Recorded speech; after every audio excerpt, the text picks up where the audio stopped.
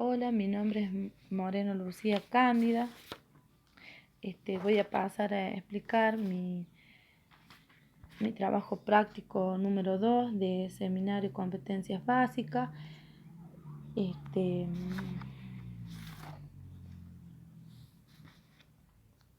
por Iván Carrino, La historia secreta de la Argentina. Está compuesto por 5 capítulos. El primer capítulo hace hincapié a qué es el círculo rojo. El círculo rojo es el poder detrás del poder, que no figura en la Constitución y es verdaderamente maquinaria de intereses oscuros que se usa la democracia como un medio para consolidar sus intereses particulares. Del círculo rojo al estado profundo, el objetivo de este llamado estado profundo es de transmitir la riqueza de los trabajadores honestos hacia ellos. Sus intereses se basan en los asuntos internos del país y en las decisiones que se toman con respecto a los gastos del comercio, la inversión, la desigualdad de ingresos, la privatización de los servicios gubernamentales y la presentación de noticias por parte de los miembros de la comunicación. Este grupo clandestino está conformado por los empresarios que no quieren competencia, buscan beneficios propios generando pobreza. Los sindicatos rechazan la productividad, también rechazan la suba de tarifas. Después tenemos los políticos. Los políticos solo miran el corto plazo, buscan reelegirse, prometiendo a la sociedad subsidios, jubilaciones estatales, pensiones. El segundo capítulo, ¿por qué no fuimos como en Australia? El capítulo 2 comienza haciendo una comparación a la economía argentina y a Australia. Se dice que en un principio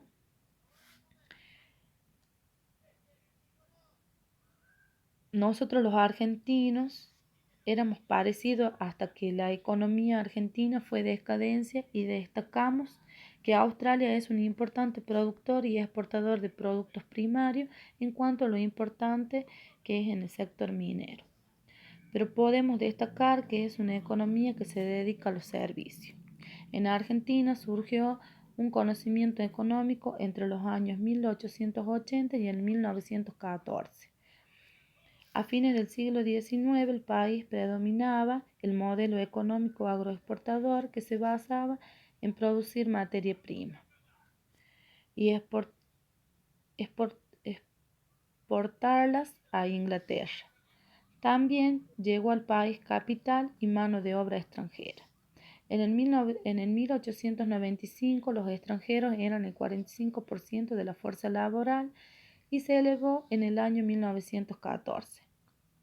También llegó a capital desde Londres el desarrollo de los ferrocarriles y luego el capital de Estados Unidos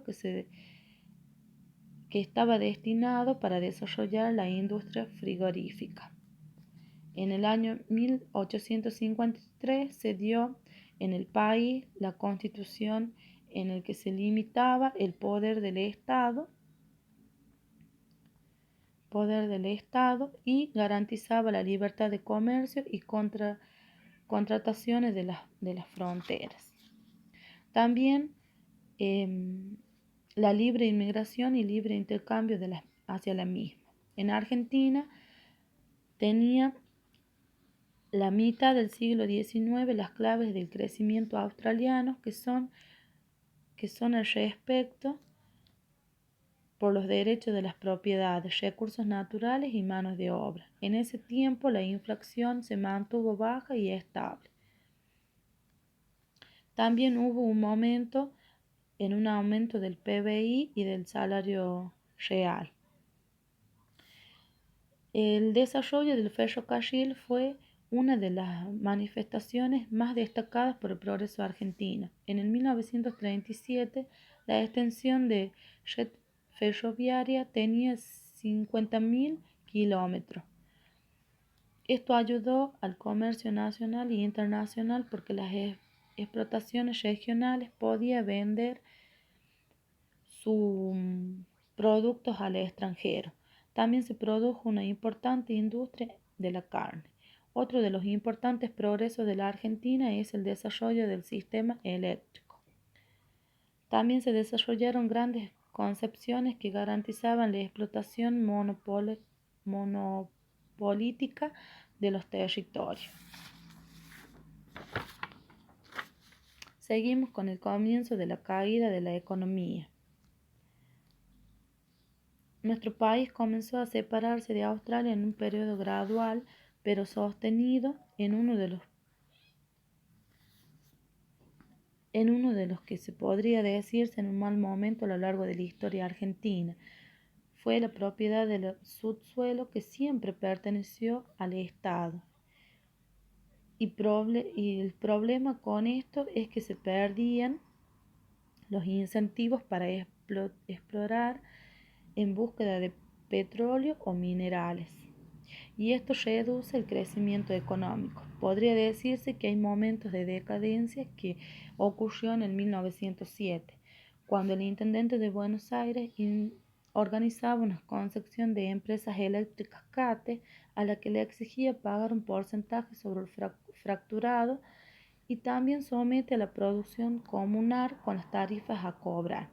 Y como las empresas tienen concepciones, una vez que se aproximaba la fecha del fin de la concepción, ellos dejaban de invertir por medio a que ésta no sea de nuevo renovada. En la década del 40 el sistema terminaría estatizado. En el 1932 se decretó que el establecimiento de un impuesto de emergencia, los créditos y de este impuesto es el que actualmente conocemos como impuesto de ganancia. El Estado tenía más gastos públicos en exceso de sus ingresos. El presidente de turno en ese momento sancionó un control de cambios que prohibía a los ciudadanos cambiar pesos por divisas extranjeras libremente, y este fue en el primer cepo cambiario en la Argentina. La economía fue dirigida por el Estado. El país de las desmensuras. Dos autores que son Juan Lac y Martín Lagos comparan el gran desempeño con la Argentina con el de otros países. Y para ellos las raíces de decadencia se dan en ciertos comportamientos que lo llaman excesivo y desmesurado. Entre ellos podemos encontrar el caudillismo y el populismo con propensión a la hegemonía, el cierre de la economía, la elevada inflación, el escaso financiamiento de la inversión asociados a la inflación, el déficit fiscal. Uno de los periodos donde más se profundizaron estas desmensuras fue en el peronismo, durante la década del 40. El presidente Perón propuso al Estado la vía de la solución para solucionar todos los problemas. Fue el primer gobierno a llevar la inflación de la economía al 50% anual, pero decretó precios máximos, creó tribunales contra la especulación, estatizó el Banco Central, entre otras cosas. La inflación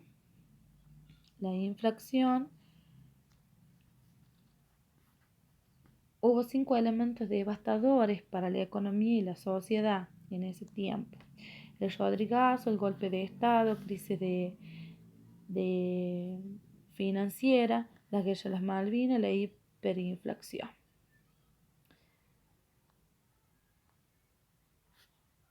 Se generaron años de déficit fiscales crónicos con deudas impagables. Hubo años en la economía que tenía precios y cambios regulados.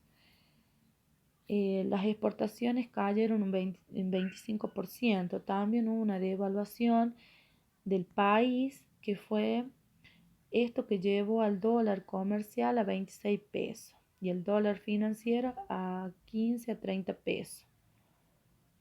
También el crecimiento de la emisión monetaria fue descontrolado. Luego tenemos los controles de precios que fueron lanzados por el gobierno.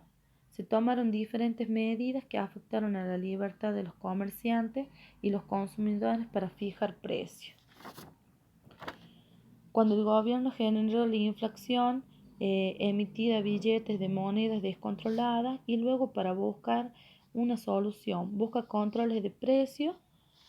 En realidad están deteriorando los ingresos de las empresas porque los controles de precios destruyen los incentivos para producir, porque comprimen la rentabilidad, entonces los costos suben, pero a determinadas empresas por ley las obligan a tener precios fijos y estas terminan por quebrarse al poco tiempo. El neoliberalismo de Menem, durante la época de los 90 se había tomado algunas de las buenas decisiones, como la privatización de empresas públicas y también imponer un sistema de cajas de conversiones que habían terminado con la inflación. Pero esto no fue fue un periodo muy corto, porque el déficit fiscal fue creciente y el endeudamiento estaba muy atrasado al tipo de cambio real y se complicaba con la competitividad del país. Luego instauró el plan de convertibilidad, que es al fijar el tipo de cambio y restringir la emisión de moneda. Pero para poder controlar la inflación, pero el desequilibrio fiscal que había generado la crisis anteriormente no se había resuelto. Lo único que se había hecho al respecto fue cambiar la fuente de financiamiento de desequilibrio, sustituyendo la emisión monetaria por la emisión de deudas en el mercado. Con el tiempo, el ingreso de dólares producto del endeudamiento, hacía que cayera el tipo de cambio real y eso reduciera la competitividad de la economía. Entonces el desempleo comenzó a subir y a los fines de la década 90 se dejó de producir, de crecer. Entonces el gobierno de la alianza intentó ajustar las cuentas públicas en el foco que estuvo puesto siempre en reafianzar las deudas. Solo que esto no fue suficiente, entonces el PBI participaba en desplomo y el desempleo luego llegó al 24% en el año 2002. Bueno, después en el tercer capítulo,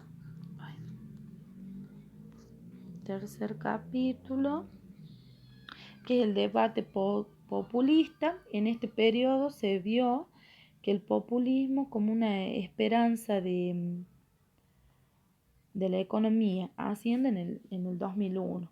Hubo una crisis fiscal en donde el gobierno se quedó sin dinero para afianzar su déficit. Nadie quería prestarnos plata y tampoco se podía impedirlo, puesto que existía una ley de convertibilidad que hizo que se perdiera una mayoría soberanía monetaria. Esta crisis destacó el popularismo del kirchnerismo, del cual fue un ciclo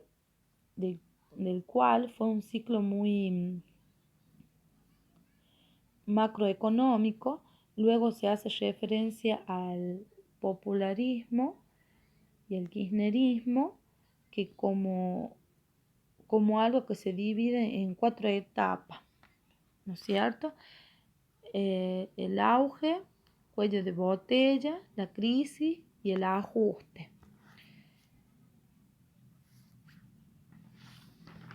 El auge, salida de convertibilidad.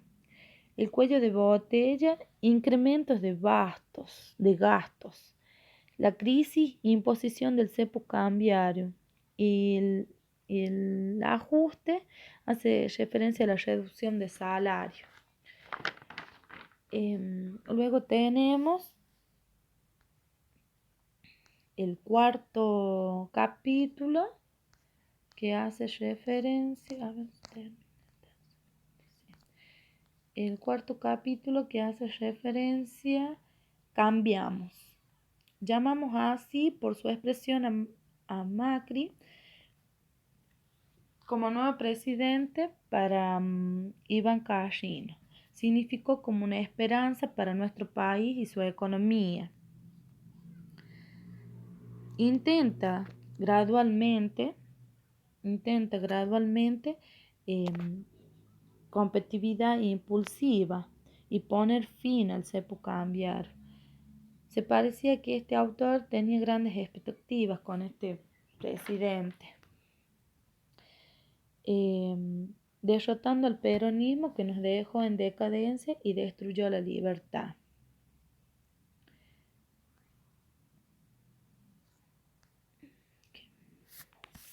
Por último, el quinto capítulo,